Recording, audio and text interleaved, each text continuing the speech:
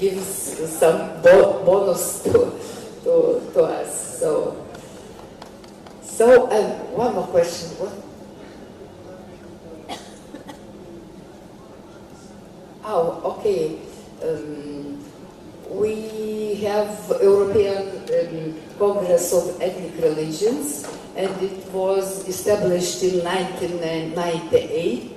So it was first gathering of European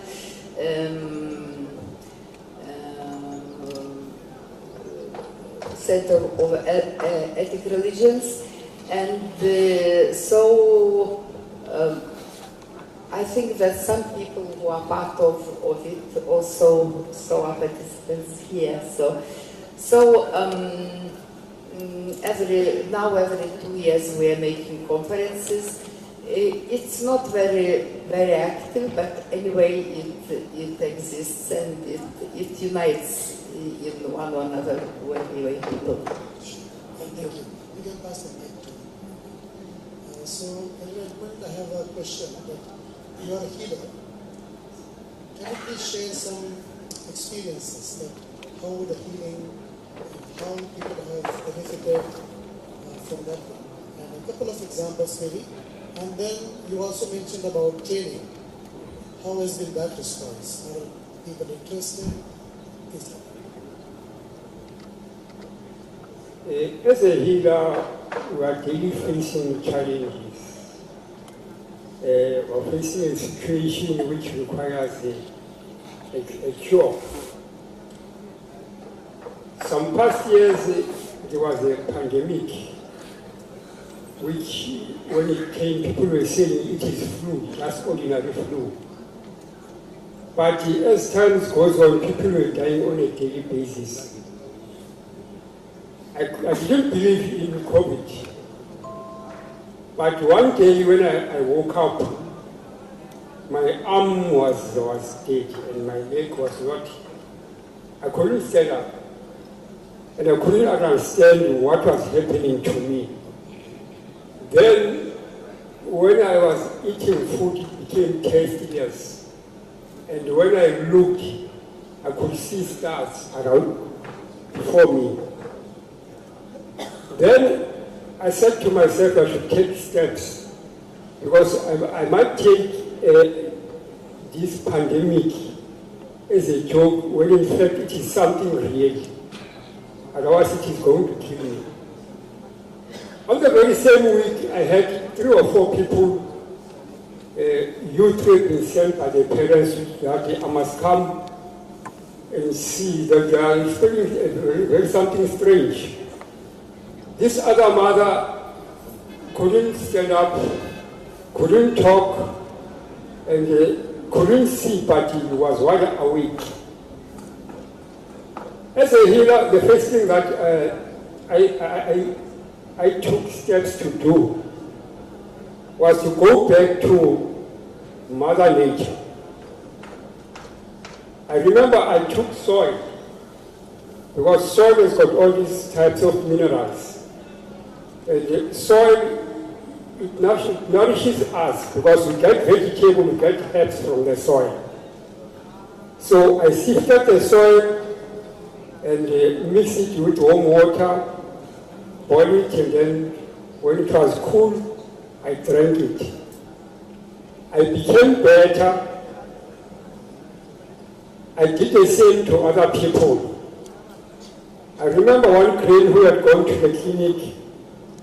She came back and the nurse, she said the nurse and the doctor had asked her what cure did she drank before she came here, because she's feeling better. I said, that is good, but we need to take further steps. When it was spreading, I'm one of the persons who made a proposal to the Department of Health that I've got some herbs like lemongrass, eucalyptus, Artemisia cafra, umfanyane, which I believe it will assist to elevate the problem that we are experiencing.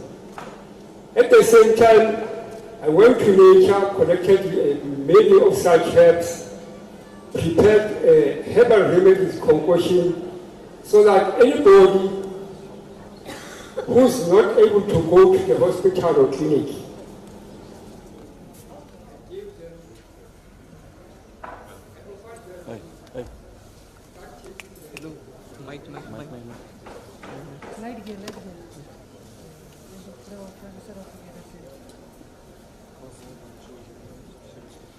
Work on it.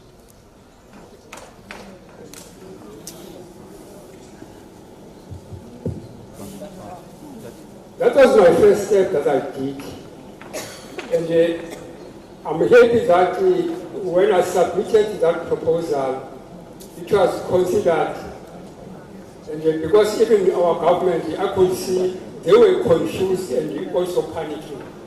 That is one thing that I've realized. Although people will say the pandemic has been caused by government itself. There were a lot of conspiracy theories, but people were dying on. In one home, I remember the grandmother, the grandfather, the mother, the father, and the children, about 8 of them passed away because of the pandemic. Secondly, I've been one person who always most of the time organized session with the youth. I've done session with the men. To an extent, I've organized the youth because in most cases you find the youth, they stand in the corners, they are smoking hookah pipes. Now some of them have landed in ICU hospitals for smoking that. I would organize session, teach them lifestyle and especially on taking care of their being and also about morals, on how to behave as a human being towards another human being. And in most cases, I stress the importance of good nutrition because our youth, they are not taught. Secondly, they don't want to listen to their parents. Because now, because of democracy, they've got rights and they believe they can live as they wish. In my session, in most cases, I will also teach youth on how to propose a girl. We've got a lot of boys who don't know how to say to a girl or a woman, I love you.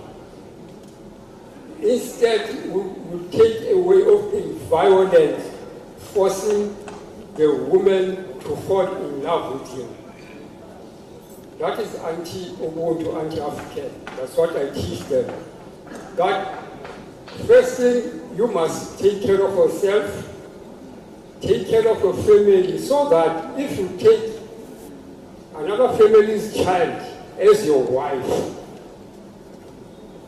it should not be a responsibility of your wife to start cleaning you as a man, that you must be clean, you must behave properly, have manners of talking, and be a proper man. I do men's sessions, I do women's sessions. I have also been involved a lot with the environmental issues. To an extent, I will go to a river because we've got rivers which have been ravaged by acid mine drainage. Because what happened when our government ANC was taking over from the National Party, most mining bosses, white people, decided to leave to go to Australia, others because of other political views against the incoming government. So these mines have not been repaired, and when it's raining, the acidity overflows because oxygen is not supposed to get into the tunnels. So we've got rivers which have been ravaged by acid mine drainage, but we still got healers who will go to the river because it has been used again and again as a sacred site for ritual purification, for meditation, for initiation in matters of becoming a healer as a sangoma or as a prophet. And I will go in such places to make them aware that the river is no longer what it was before. I've seen acid mine drainage ravaging brown stones, turning them into charcoal white, to an extent of chewing silver pipe and steel and even reeds. People will listen, and I had also made pamphlets to make them aware of the dangers of using such acid mine polluted areas. Also, with the Department of Environment, I have written proposal to them to involve us as a community and also healers.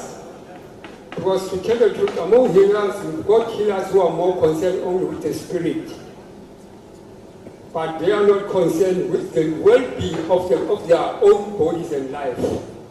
So I will also encourage healers that when going for initiation, first and foremost, consider your health.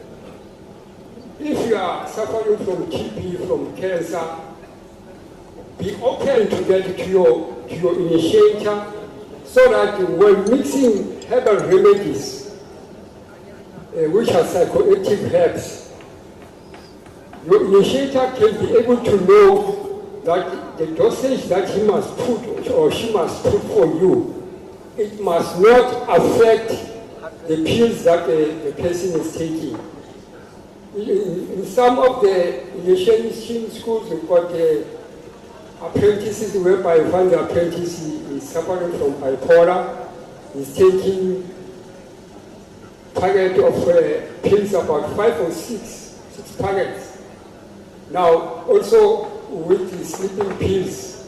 Now, if a person is taking what we call input, it's a mixture of psychoactive herbs. The very same day you are going to take about 12 pills. You drink that and you also drink sleeping pills. In my view, that you are causing conflict within your body. And a person will receive dreams which are confusing. So I'm one person who most of the time will also teach healers about such dangers of health, and also be people who learn also the benefits of knowing chronic diseases, and also understand the quality and quantity of herbal remedies that we use when it comes to the health of an initiate. Thank you. Thank you. So please pass on the mic to Shali. Question for you is, in your introduction you mentioned something called EE Circle. Can you elaborate about the circle that you have in the communities, how it is helpful in the community, as well as in the diaspora, in the African diaspora? How do you spread? How do you have more and more people taking up the tradition?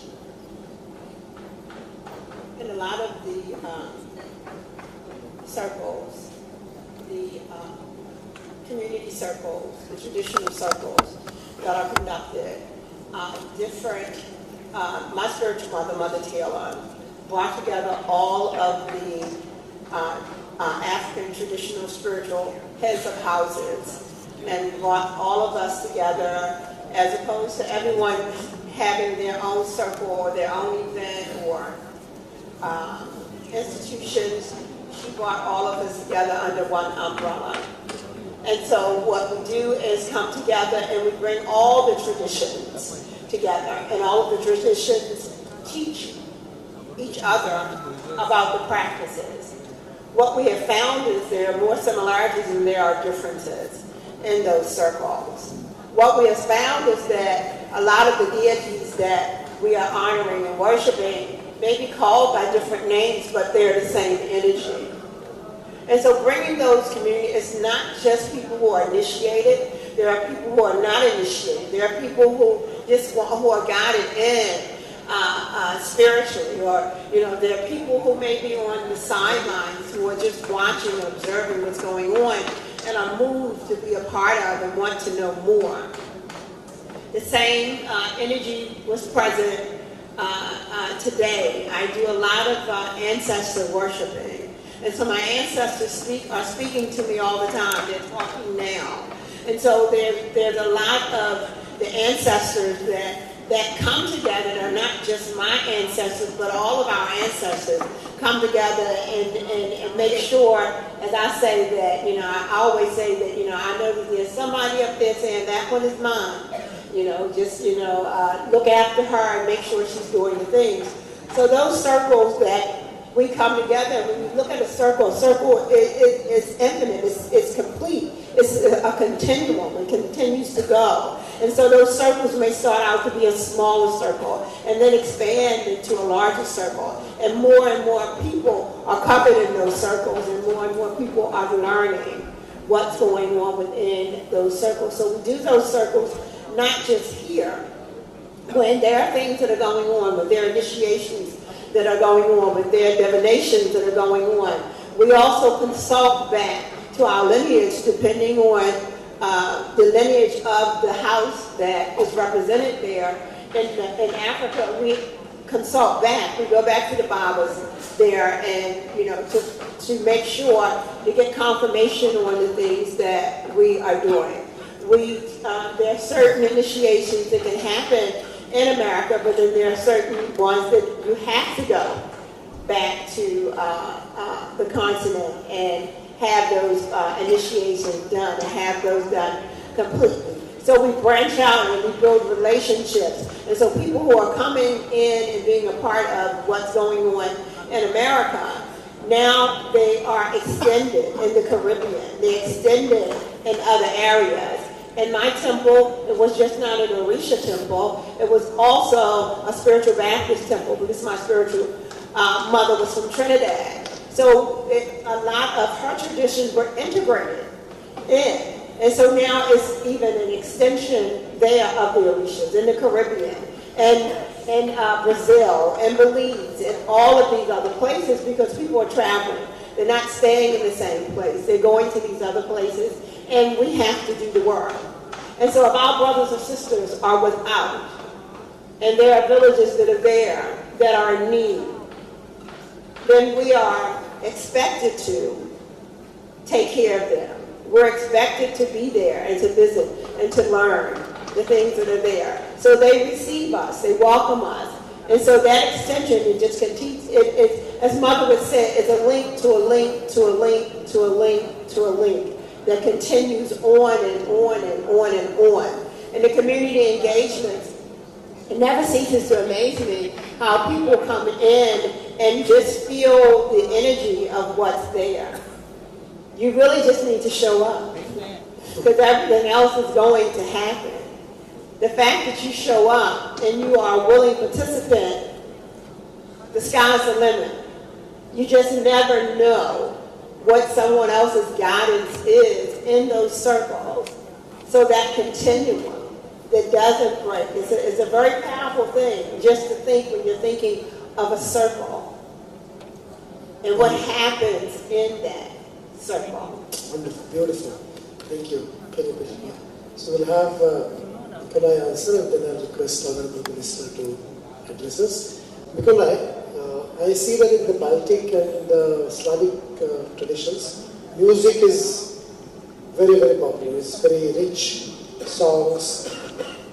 Are new songs being composed in the tradition? What are the themes? And are young people also getting involved? That is my question.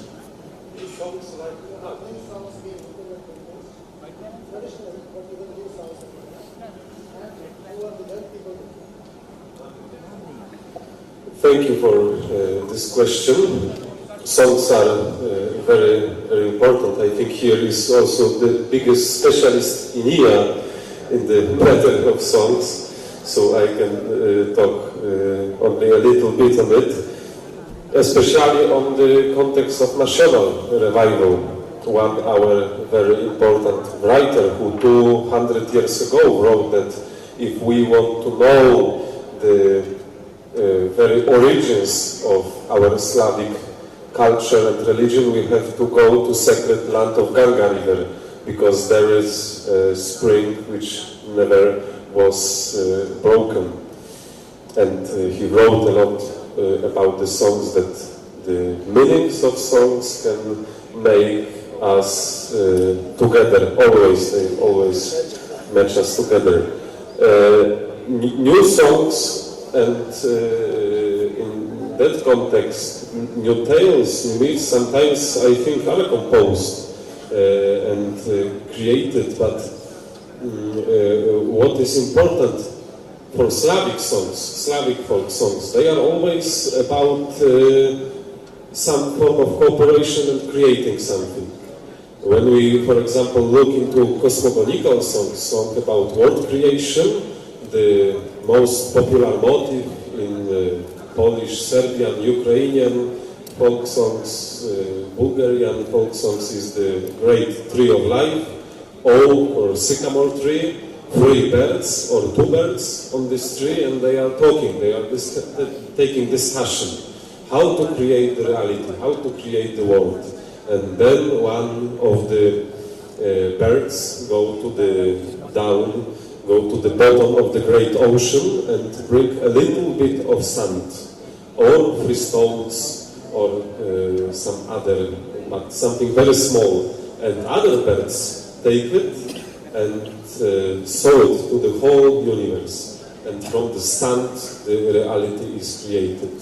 And this is very ancient traditional myth of sowing. So the birds are like the sower. And nowadays, when we go to the contemporary time, I was participating in many discussions how we can today understand ancient meanings of the myths.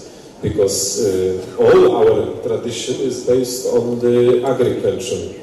And like now in Poland, in Europe, most of the people live in the cities. They are not in such strong relation with nature as our ancestors. Even my example, I know many traditions, customs and rituals from my grandmother and grandmother, and both of them were from the village.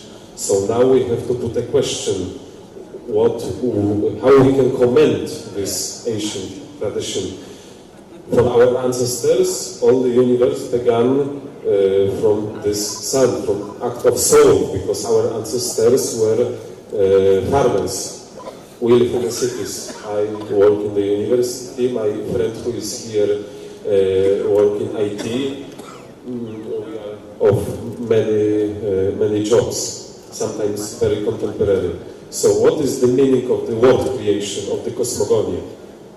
What we have to look for? Our ancestors were looking for the act of sowing, for this free part of sand in the bottom of the ocean. It was the basic meaning for them. And now it is open question, in fact. And I have to say that in many discussions in Poland and in other countries, we were doing this discussion, and it is hard to find one answer. I think there is no one answer, because there is two sides of this problem. If we want to create something new due to tradition, we have to be very conscious, because tradition is a structure, some order, yes. And how to create something new in that way that the order, this structure is non-changed, but only some small element inside is new, but still in the non-changed structure. So I think in the context of the new compositions, new songs, new meanings, it is the most important. One my friend who was among Native Americans said the proverb of Sandberg: let us build new ways on the old roots. So I think it is the answer. Thank you so much. I would like to request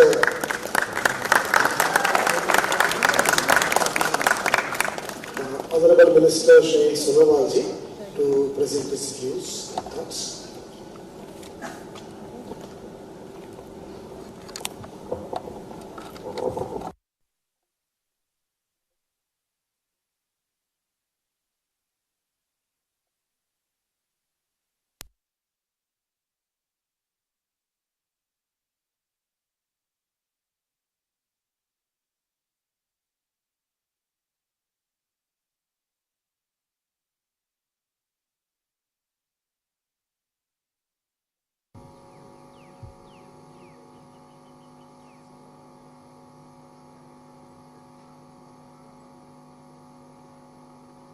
Namaskar.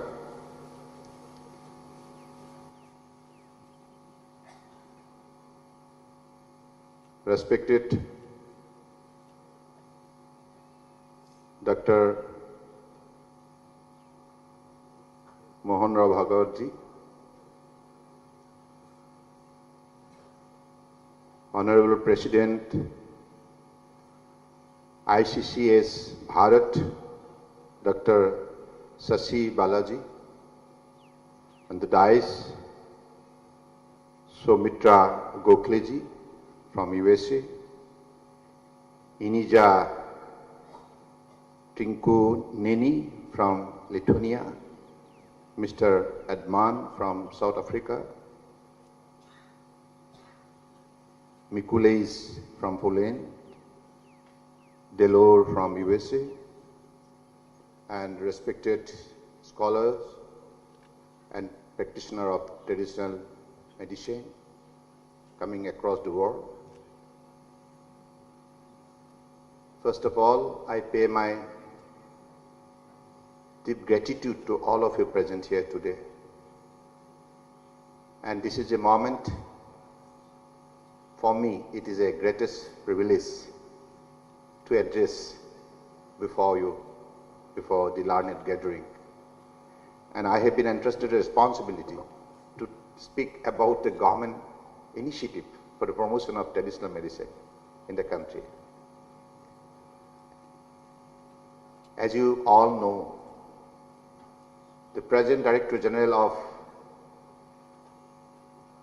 WHO, Dr. Tedros, in his last visit to India, he mentioned that India is the biggest pharmacy of traditional medicine. That's the power stands in India, and I believe whatever traditional value we have in our social system, in our cultural system, in our faith system, in our belief, in our day-to-day life, those value system is well reflected in our approach to the traditional system of medicine. And as you know, in the recent past, the last decades, under the dynamic leadership of our Honorable Prime Minister Narendra Modi ji, for the promotion of traditional medicine in the country, he has taken a lot of transformative initiative. And a journey to traditional healthcare in India. And I believe this has been proved to be fruitful, productive, result-oriented. As a result, millions of people, not only in India, but across the world, getting a lot of relief out of this initiative. And particularly up to 2014, for your information, let me tell you, the Ayush Department was a department attached with the Ministry of Health and Family Welfare. But from 2014, when Honorable Prime Minister has taken over the responsibility as a Prime Minister, Sri Narendra Modi ji, he has converted this department into a ministry and given a lot of emphasis for its overall growth. And by creating a ministry, independent ministry, and he has extended wholehearted support in all aspects, whether it is budget, research, education, training, etc., etc. And also given a direction to the ministry that with the support of the available quality human resource that is there in the traditional system of medicine for decades, and also the practice which has been here for centuries together, that is to be scientifically assessed and brought all the scientific evidences so that that can be accepted globally and people can have faith in it. That is why all kind of research facility has been developed, all kind of institution like All India Institute of Ayurveda, and its all kind of subordinate institution across the country, whether it is Ayurveda, whether it is Siddha, Unani, Soharikpa, Yoga, Naturopathy, and Homeopathy. All these 7 systems have simultaneously come up, and government has also taken a lot of initiative to make the people aware of its significance, its relevance, its utility in our day-to-day life. And as you know, Honorable Prime Minister has taken the initiative to promote yoga globally. It is his proposal in the General Assembly of UNO to the global society. Please come forward and accept the practice of yoga as a lifestyle, as a way of life. So this proposal has been accepted, approved, and every year, 21st of June, has been considered to be accepted to be the International Day of Yoga. And for your information, up to 9 editions of this International Day of Yoga, we have seen the number of participation in the global aspect. It's remarkable.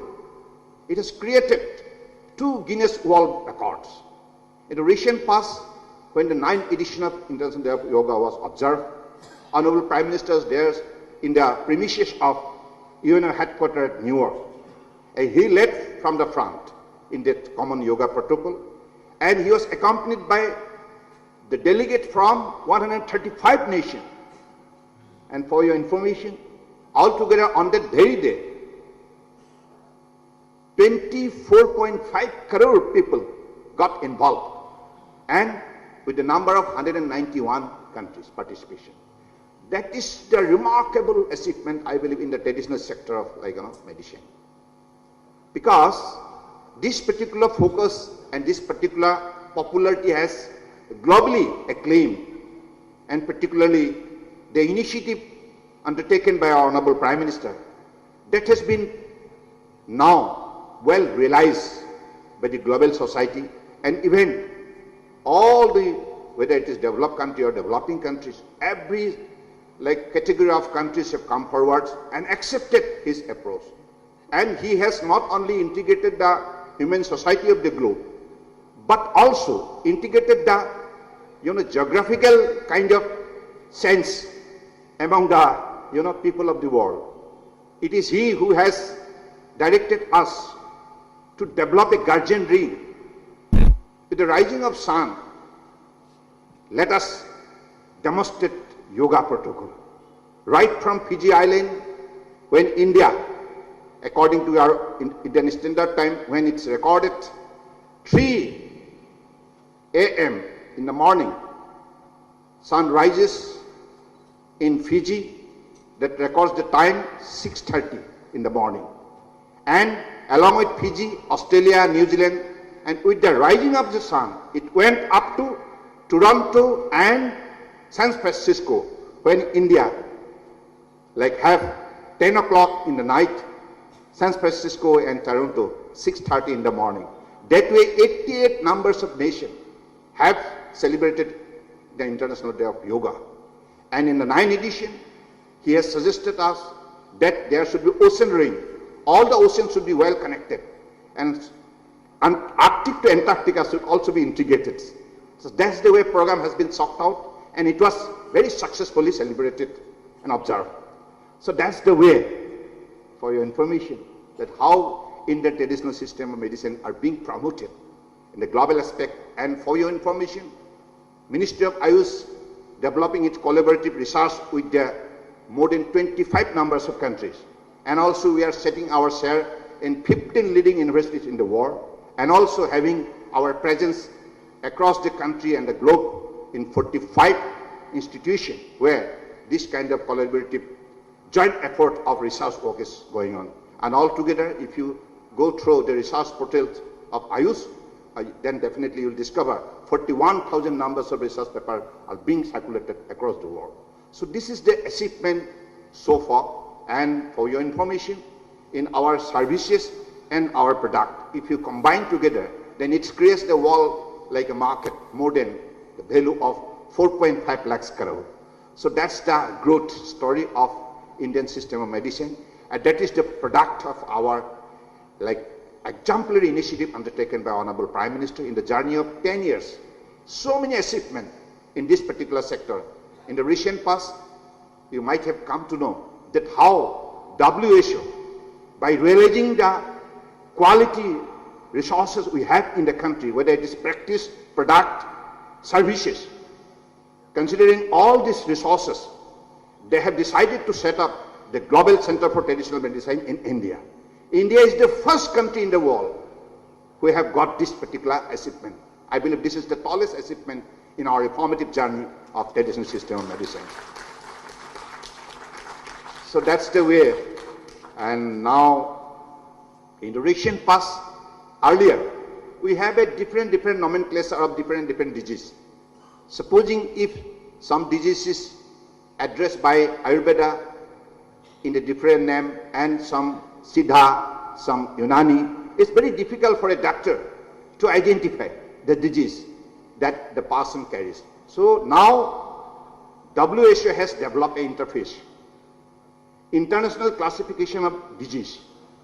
In the 11th edition, for the first time, India Ayush has been incorporated. Now it is easy for any physician, any practitioners to identify the disease because there will be a special code. It has all been codified. So that's the recognition we have received. Earlier, it was only China who used to enjoy this share. But now, we have also entered into this global arena with this tallest level of recognition. So, we have many stories, and for your information, Honorable Prime Minister has also directed us to integrate both the system, modern and traditional. Because both the system have got the same goal for the prevention of disease, preservation and promotion of health. The common goal, whether it is modern medicine or traditional medicine, we have the common goal for the holistic healthcare system to be developed in the world, for the global, universal health coverage. So I believe to achieve that target, as Honorable Prime Minister has directed both the ministry to work together, we have got integrated for the last 2 years and started developing the roadmap accordingly. In India, now, availability of both the system of medicine will be there right from AIIMS, tallest level, to the district hospital, community health center, primary health center, up to the health and wellness center in every villages in the country. So that's the way both the system has been made available. It would be people's choice, whatever treatment he or she prefers to have, that would be made available with all kind of medicine and resourceful quality human resource with the doctors and other practitioners. So I believe this is the way India is growing faster, and also by setting the Global Center for Traditional Medicine of WHO at Jamnagar, Gujarat, it is a very clear direction, but the direction that to India, that you please take leadership in positioning the global system of medicine, traditional system of medicine in the global aspect, and bringing all kind of regulatory framework, policy, so that the other, whoever practices traditional system of medicine in the world, more than 170 countries nowadays do practice traditional system of medicine, but many countries doesn't have regulation, policy. That is why India, being, according to WHO's assessment, being the expert in this sector, could position globally, uniformly, so that global health, holistic healthcare system can be well developed for the service of the mankind. So I believe this is how India is proceeding, and I'm really special thanks to Mohan Bhagwatji. You have given me this opportunity and to have this share and make my observation, and I do not know to what extent I could able to give you the feedback, but we could at least believe that this traditional system of our lifestyle and whatever you have all been bringing your important experiences of life, this is definitely going to help this particular event in a very wider dimension. I'm really thankful to all of you present here. Thank you. Thank you. Jai Hind. Thank you. Thank you, Honorable Minister, for sharing with us. We feel very, very happy that from neglect and being not recognized, now the traditional systems of medicine have that kind of acknowledgement, the prestige, and even the budget. So that is very good, and thank you very much for sharing with us. Can we give a round of applause to all the panelists once again?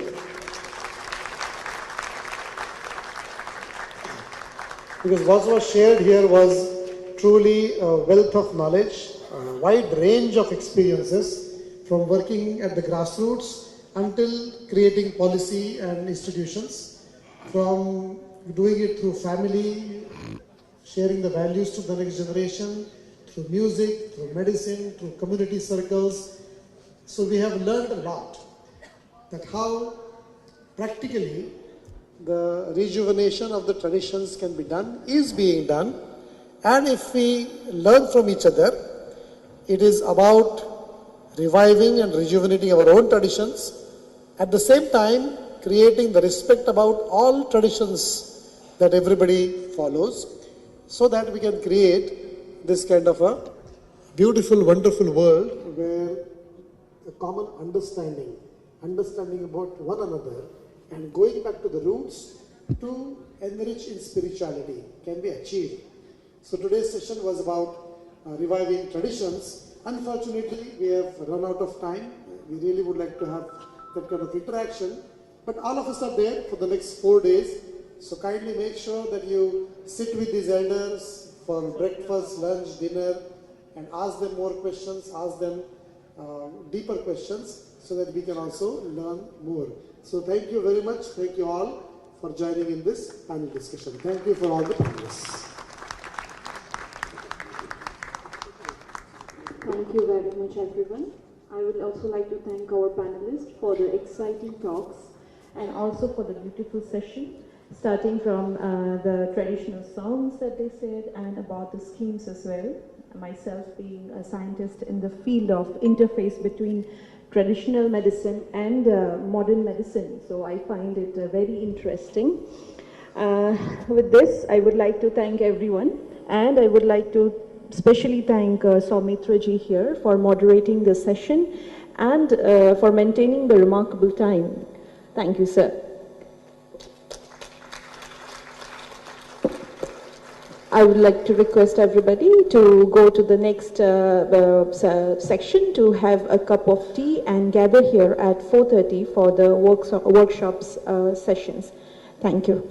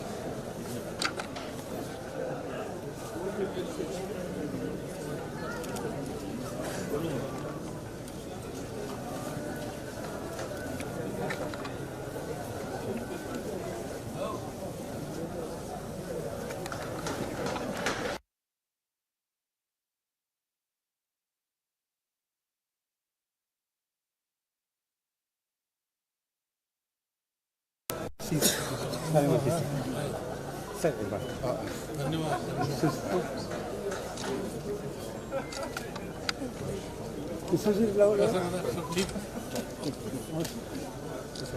अच्छा है जोरदार है वो जोरदार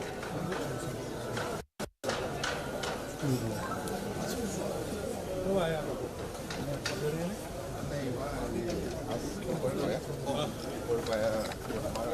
सब धीरे बुला दे इसे बुला दे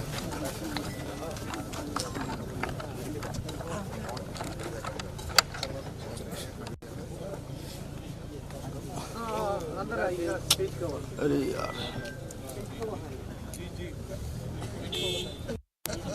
मोबाइल प्लीज मोबाइल छोड़ दीजिए मोबाइल सिर्फ प्लीज मोबाइल नहीं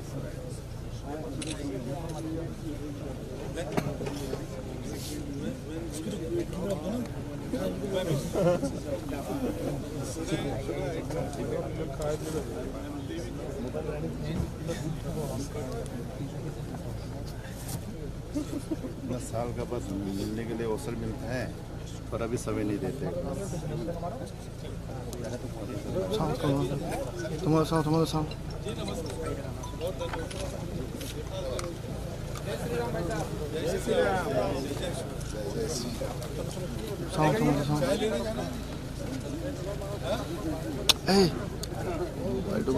उधर ही